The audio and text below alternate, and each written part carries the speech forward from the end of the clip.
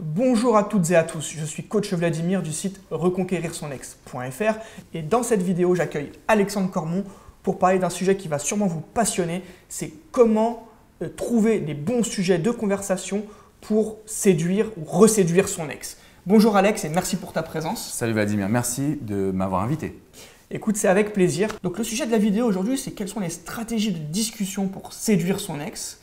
Est-ce qu'il y a une petite stratégie que toi tu peux nous dévoiler qui porte vraiment bien ses fruits, qui fait mouche en général avec un ex-partenaire ou une ex-partenaire? Alors oui, il y en a et on va les aborder. Mais juste avant, j'aimerais quand même faire une petite précision si tu me permets. Parce que tu es assez modeste. Moi, je vois les vidéos quand même, tu donnes des super contenus. En plus, on travaille ensemble depuis des années. Mais ce que j'ai envie de dire, c'est que tout part aussi de son état interne. Et ta méthode de la visualisation, elle permet finalement d'arriver à des bons sujets de discussion. Donc, si vous ne savez pas ce que c'est, regardez toutes les vidéos de la chaîne de Vlad parce que c'est vraiment puissant. Surtout n'hésitez pas parce que c'est vrai. Tu vois, j'y avais même pas pensé avant d'aborder cette vidéo. Tu es modeste, on va dire la vérité. Je suis un peu modeste. Mais en fait, ça rejoint exactement ce qu'on est en train de dire parce que la technique de la visualisation, ça va vous permettre d'avoir de nouveaux thèmes à aborder. Ça va vous permettre vraiment de partir sur des sujets de conversation que vous n'aviez pas forcément en tête au départ. Lorsqu'on contacte son ex, on peut être un petit peu limité, alors que là, pas du tout, ça va vous ouvrir vraiment de nouvelles perspectives. Donc, je vous invite à regarder la vidéo sur la technique de visualisation, très important.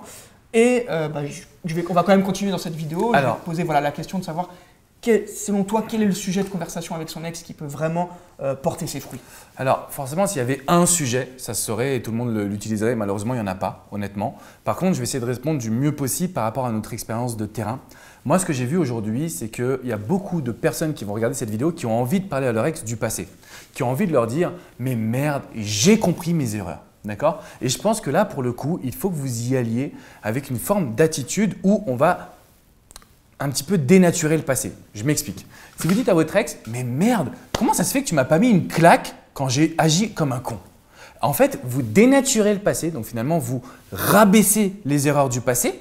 Vous lui montrez que vous êtes dans une forme de changement et là, votre ex va être surpris ou surprise par votre attitude. Donc, ce n'est pas le meilleur sujet qui va vous permettre de le ou la récupérer à tout prix. Par contre, c'est un bon moyen de faire déjà descendre la tension du passé. D'accord. Ça fait sens? Donc ouais, ça fait sens. Ça, c'est vraiment quand on est, on va dire, au début d'une séparation. Quand on a vraiment envie de parler du passé. Ça, c'est le premier point. D'accord. Après, les stratégies de communication, pour moi, c'est extrêmement simple. L'être humain aime parler de lui. Donc, qu'est-ce que vous devez faire? Vous devez parler de votre ex, c'est aussi simple que ça. Posez-lui des questions, intéressez-vous à ce qu'il vous dit et petite technique de PNL qu'on avait vue lors d'une précédente vidéo, reformulez ce qu'il dit. « Oh, tu as passé une superbe réunion à ton boulot, c'est génial !» Et là, il a l'impression d'être compris, il ou elle. Pas avec le même ton de voix. Non, bon là, j'avoue, j'abuse. Non, j'avoue, là, j'abuse. Mais bon, peu importe. Non, sincèrement, ce que je veux juste vous montrer, c'est la démarcation en fait, tout simplement.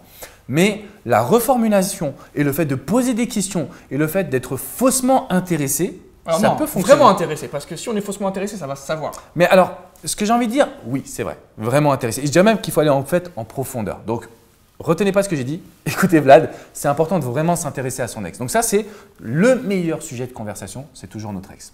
Alors, je suis parfaitement d'accord avec ce que tu viens de dire et surtout la nuance que tu as pu apporter. Je pense que faire parler son ex, c'est vraiment un super sujet parce que ça va l'intéresser. Il va vouloir se livrer ou elle va vouloir se livrer et forcément, il ou elle va se sentir écouté également. Donc ça peut être un vrai plus pour essayer de la reséduire. Quand on séduit un inconnu ou une inconnue, le fait de l'écouter, c'est très important parce que ça permet soit de reformuler comme tu l'as précisé, soit de montrer qu'il y a une forme de complicité en réalité. Et automatiquement, s'il y a eu une rupture, c'est que la complicité elle était forcément moins présente.